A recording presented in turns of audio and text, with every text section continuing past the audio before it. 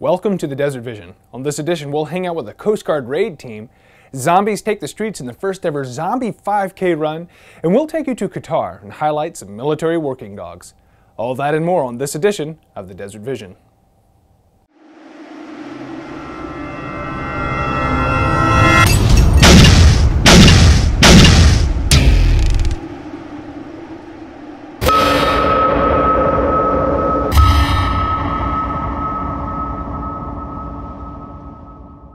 Welcome to the Desert Vision. I'm Sergeant Ben Kelly. Sergeant Roland Sobrepina takes us to the Zone 6 Connex Yard where we get to hang out with a Coast Guard raid team. Redeployment usually means dealing with shipping containers. And here in Camp Arif, Kuwait, there's a special team of Coast Guard sailors to help soldiers with this task.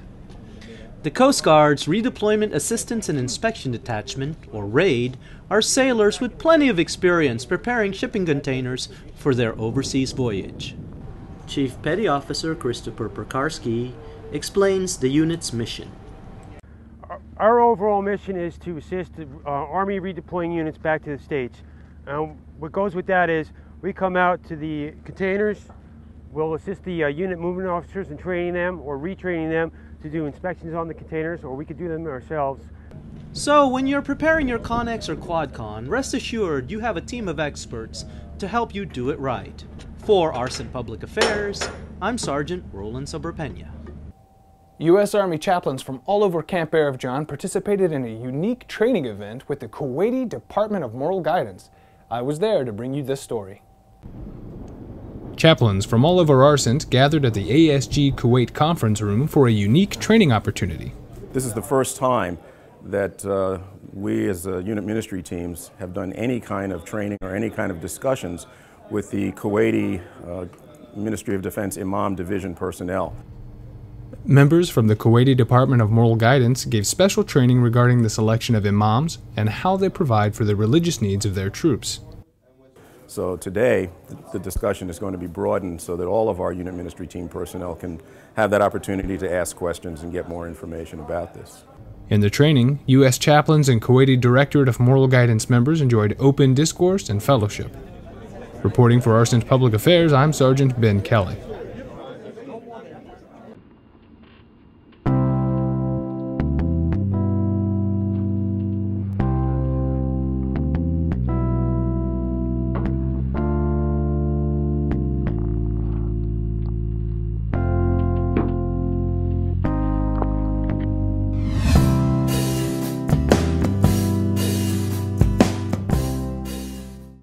And now, Specialist Kelsey Jeffers with the Blackjack Express.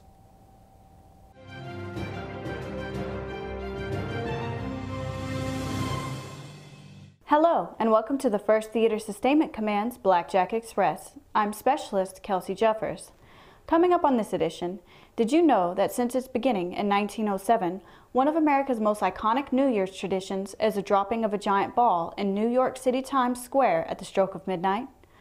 Also coming your way, learn how 3 soldiers from an Army Reserve unit, the 316th Expeditionary Sustainment Command, helped ensure over 20,000 pounds of mail made it to troops during this holiday season.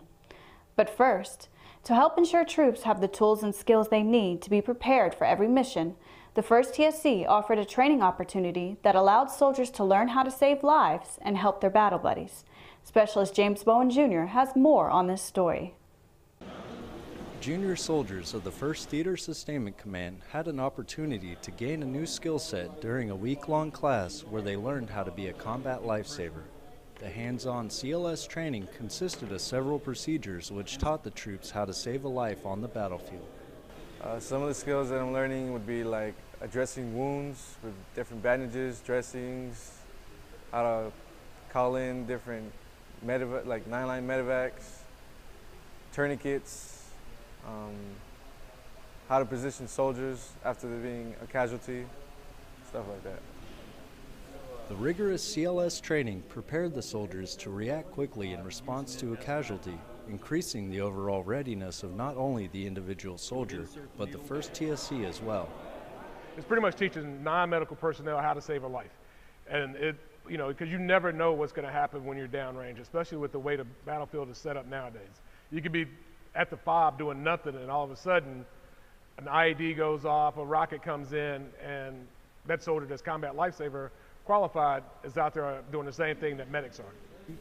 During this course, basic soldier skills were reinforced, giving the troops the skills needed to become an asset in a deployed environment, and also preparing them to be able to save a battle buddy's life on a moment's notice. Reporting for the 1st Theater Sustainment Command from Fort Bragg, North Carolina, I'm Specialist James Bowen Jr. For more information about how you can enroll in the 1st Theater Sustainment Command's Combat Lifesaver class, please contact the school's NCO, Staff Sergeant Leona Flynn, at leona.m.flynn.mil@mail.mil. Millions of people around the world watched the dropping of the ball in New York Times Square, which has taken place almost every year since 1907. Over time, the ball itself has evolved from a 700-pound iron and wood orb to a brightly patterned sphere 12 feet in diameter and weighing in at nearly 12,000 pounds. To make this little tradition their own, various towns and cities across America have developed their own versions of the Times Square ritual, organizing public drops of items ranging from pickles to possums at midnight on New Year's Eve. Some participants will dress up in silly outfits and wear comical hats, drink champagne, and use traditional items called noisemakers to express their joy and hope for the new year ahead. Other traditions of the season include the making of New Year's resolutions. That tradition dates back as far as the early Babylonians.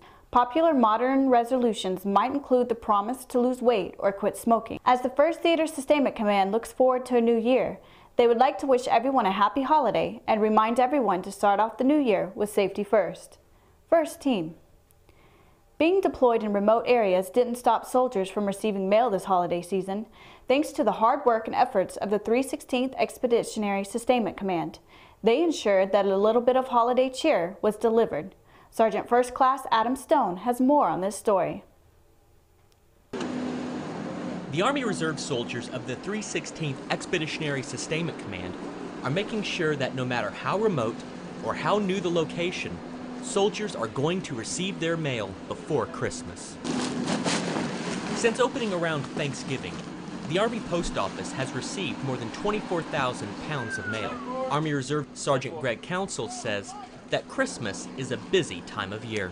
Usually around time when holiday, I say right after Thanksgiving, usually the mail volumes just almost like double because families are hurrying up to send out as much as they can to the soldiers for fear of not being able to get something there to them by Christmas. Alpha. Specialist Jimmy Bennett tells us that Mail Day is a big deal. Because everybody on the camp know when Mail Day is. They know that their families, they asking for stuff and they're getting everything that they're asking for. Reporting from Southwest Asia, I'm Sergeant First Class Adam Stone.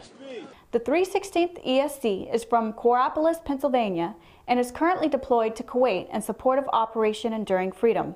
It expects to return home within the first few months of 2013.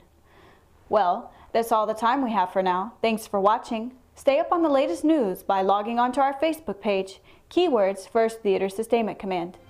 See you next time. First Team. Now back to the Desert Vision. Family relationships are critically important, so 3rd Army placed special emphasis on maintaining and strengthening those bonds with some new training.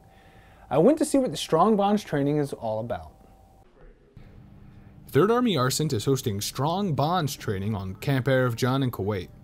Chaplain Carlin Mashoff spent her holiday time this year helping soldiers develop stronger family bonds. Training that we're doing is the 7 habits of highly effective people for soldiers. And we wanted this training during deployment because it allows people to reflect on their values, identify what's important to them, and to be able to be planning and looking at their life and what they want to accomplish. The training is scheduled throughout the holidays. Reporting for ARCENT Public Affairs, I'm Sergeant Ben Kelly. For more on Strong Bonds, just look for them on the internet and find out when classes are being held on your post. Sergeant Rick Gallardo survived the recent zombie attack on Camp Arif Jan to bring you this story. Service members from all over Camp Arif Jan gathered for another 5K run. This event was slightly different from previous runs in that it was held at night, with participants wearing chemical lights attached to their reflective belts. Runners also had to negotiate several obstacles placed along the course, including ditches and boxes. And to really get their heart rates going, there were zombies. Lots of zombies. Numerous volunteers spent the afternoon applying special effects makeup to transform over 50 Camp Arif John personnel into the Walking Dead.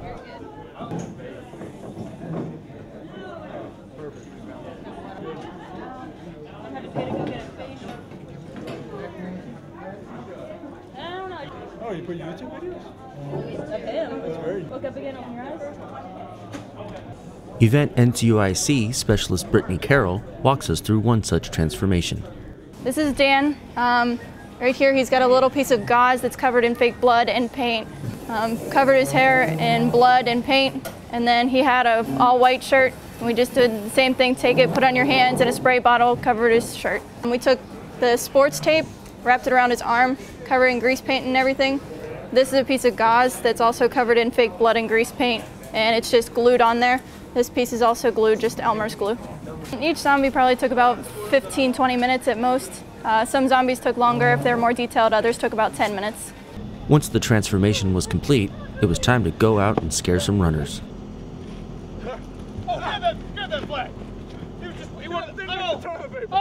For ARCENT Public Affairs, I'm Sergeant Rick Gallardo. If you thought the Zombie 5K run was a great time or want to set up your own event, contact your local MWR office. Finally, Sergeant Roland Sobrepena highlights the story of a few working dogs out in Qatar. We'll take you now to that story. Handler in. It's mid-morning in Camp Asaliya, Qatar, and Kennel Master Staff Sergeant Jerry Fontaine of the 928th MP Military Working Dogs Attachment works with the dog handlers on the obedience course. Swing! Here. The handler and their dog will usually come out to the OB course, start the day with some basic OB, and then work on the particulars that they're working with their individual dog, and every dog's at a different level. So Sergeant Holst came out and he's working on some reverse commands with his dog, some forward commands with his dog over obstacles. Clear? All right, cool. Dog handler Sergeant Jerry Holtz trained his dog, Jury, on apprehending a suspect. Miss Military Police Canine, come towards me now. Stop moving, I'll send my dog. Get him. Jury, out! Sit!